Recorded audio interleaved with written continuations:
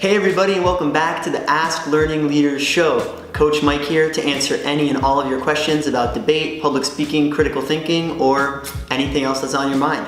Really excited to be back in Shanghai after a brief sojourn to Taiwan. As you saw in the last episode, we were in Taipei, Taiwan, filming the Ask Learning Leaders show. We like to do it every week, no matter where we are in the world, so keep those questions coming and we can answer any and all questions that you have. Remember, if you want to get your question on the Ask Learning Leaders show, reach out to your coach, email us at ask@learningleaders.com, follow us on Instagram, follow us on Snapchat, and make sure that your voice is heard. So last weekend we had an awesome competition, the May Day Debate Public Speaking the May Day Debate and Public Speaking Tournament. Fantastic event, about 100 students participated, so much fun. Thank you very much to the Hsinchu Yuan School for hosting us, and a big shout out to Coach Hans for all of his amazing work putting it together. Next time you see the man, give him a big fist pound. Love it. All right, let's jump in straight into the show. And I think we have some special questions from the competition. So let's see here. What has been the biggest highlight for you, Mr. Mike, all day today? And Mr. Mike specifically. All right, Coach Fukuko throwing down the gauntlet, directing that question right at me. Thank you. What has been the biggest highlight of that competition? Well, I have to say there were an incredible amount of awesome things. The organization and design of the competition, the judging was amazing, the debates were amazing, but my favorite moment, my highlight of the competition was watching the young adults participate in the public speaking competition. I had a chance to watch some incredible 5th and 6th grade students deliver a speech on their favorite adventure or an amazing adventure that they had been on, and I was just blown away by how poised and calm and cool and collected they were. Of course, with the guidance of Coach Fukuko and Coach Patrick. Patrick, I see you. I see you. They did an amazing job, and what I'm just blown away by is how early they're getting this start.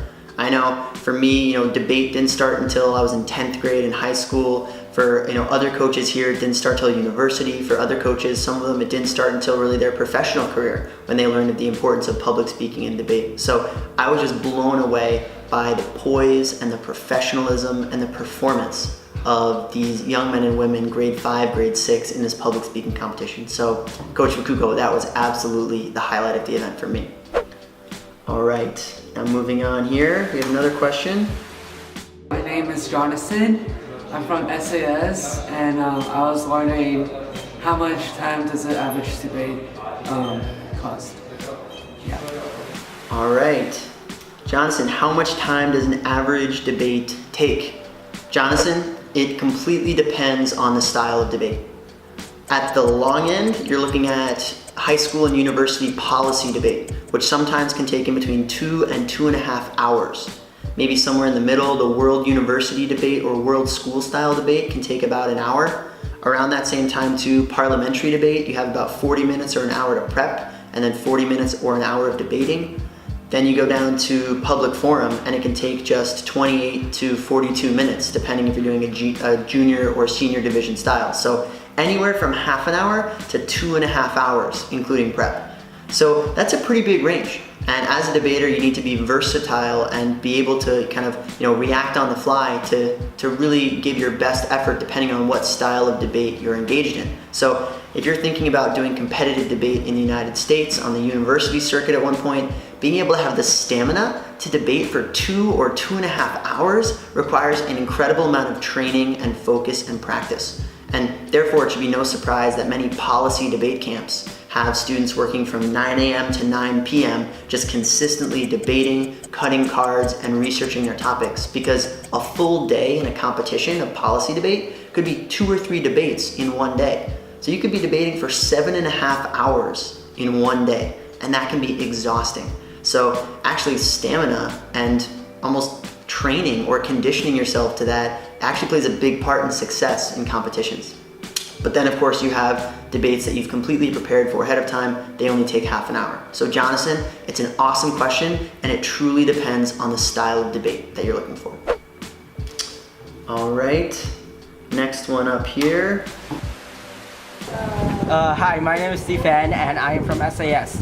So my question is, can you offer Ted some love advice on dating? Thank you. All right, Steve. And big ups to Steve, who was our #1 overall speaker in the Junior Public Forum Division and champion with his partner Elgin Lin at the Mayday competition. Asking a cheeky question, Steve, and I like it. So what is some love advice that we can give for debaters? And I'll say this, Steve and Ted, debate is 50% speaking and 50% listening. And that is the single most valuable skill to improve your love life that you can take away from debate. You have to listen before you can speak. You need to absorb all the information that you can before giving your reaction. Ted, love isn't one of those things when you can just consistently talk and blab on and on and on about how you're feeling or about how you're always correct. No. Nay. Pause.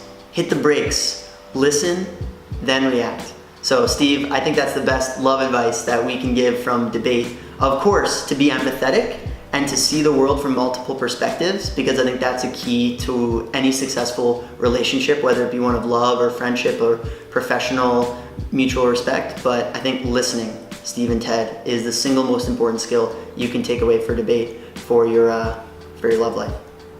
Patrick, what do you think? Love life advice for the young men. I don't know. I think I don't know what to say. Just I don't know how to title it debating. I just say be yourself. Be yourself. Ted, be yourself. Don't try to be someone who you're not. Don't try to go up there and speak like Dr. Martin Luther King Jr. Don't try to go up there and speak like Steve Fan. Go up there and be yourself. Great advice. Great advice. All right, final question. Let's see here. I am Arthur Yao, and I'm from SAS. My question is, why is Learning Leaders so helpful to me?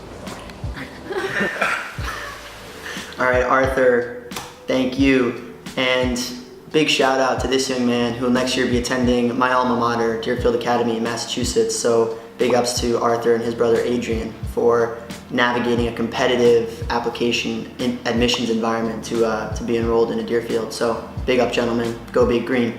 But so the question is, what are the benefits really, or what are the things you gain from being here at Learning Leaders? And you know, I'm sure as you guys can imagine, I can go on and on about the benefits of public speaking and debate and about surrounding yourself by great mentors and about masters of their craft. But I want to take this one in a slightly different angle, because I'm sure you guys have already heard the benefits of public speaking and debate from me and other coaches. But keeping in mind this idea of the competition that I know all these students were just doing last week, I want to briefly talk about the idea of curation and how important that is in debate, and why that is such a great benefit of the work we do here at Learning Leaders. Nowadays, debate is less about all the information you can provide, but really being selective about finding the most impactful information to present and exploring that. I want to make the analogy of curation to a museum. In a museum, let's say the Metropolitan Museum of Art, maybe they have 3/4 of all of their artwork stored in the basement, in the archives, and they only put 25% of it on the walls. But someone needs to make that decision as to which piece of art goes where and how to curate this exhibit. And that's what makes a great debater. You can't just share every single thing that's in your head in every single speech, but in fact, you have to pick and choose carefully amongst all the information that you know to find what is the most relevant, what is the most delightful, what is the most inspiring information that you can share to the judge and the audience. The same would be true if you have some friends over to a party at your house. You don't open up your, library and your computer and say, all right, here, check out all the 10,000 songs I have. Oh, hey, check it out. I'm the master of the jazz age. I'm the master of the new disco funk. No, you curate that. You make a playlist and you pick and choose very carefully through this wealth of understanding and knowledge from music that you have, and you curate the experience for those people who come to your party, or those who go to your museum, or those who come and watch your debate. So I think in today's day and age, finding the information is actually easy. Technology has flattened the world in that respect, and anyone with a cell phone can have access to an incredible amount of information. Anyone with a cell phone can have more information than was in the Library of Alexandria. Anyone with a cell phone can have all the information that's in the US Library of Congress, right? So it's not finding the information that's hard. It's curating it and distilling it and synthesizing it into something meaningful and impactful. And that is a skill that singularly, I think, you really find in debate. So Arthur, thanks for your question. All right, it is now time for your favorite section and mine. Let's welcome our champ for the quotation of the day. Quotation of the day! All right, our quotation of the day today comes to us from Taylor Kent White, who is an astrophysicist, a galaxy enthusiast, and someone who's really, really into space. And this is in honor of our space versus oceans debate that we had last weekend, and that some of our students are continuing to engage in coming up with the National Speech and Debate Association competitions. And it's this: never apologize for burning too brightly or collapsing into yourself each night, because that is how galaxies are made. This to me really speaks to following your own path, following your own dreams, and not being afraid to be yourself. When I was a young man, I heard this expression one time. I think it was from maybe one of my camp counselors, and he said, you know what? Sometimes you just gotta let your freak flag fly. And when I heard that, I was thinking, what? Who is this guy? What is he saying, let your freak flag fly? And what he absolutely meant was you have to follow what's in here. You have to do what you know is best for you, even though it might not necessarily be what someone else wants to see, even though it might not necessarily be what someone else wants to hear. You need to be you and be the biggest, brightest version of yourself. And that's hard. That's a hard road to hoe, because going out and being the leader of the pack, or going out and blazing your own trail, that can be tough, that can be painful, that can be exhausting, and that can be lonely. So at the end of each night, if you find yourself at home alone, collapsing into yourself and questioning yourself, why am I doing this? Why am I pursuing the road less traveled?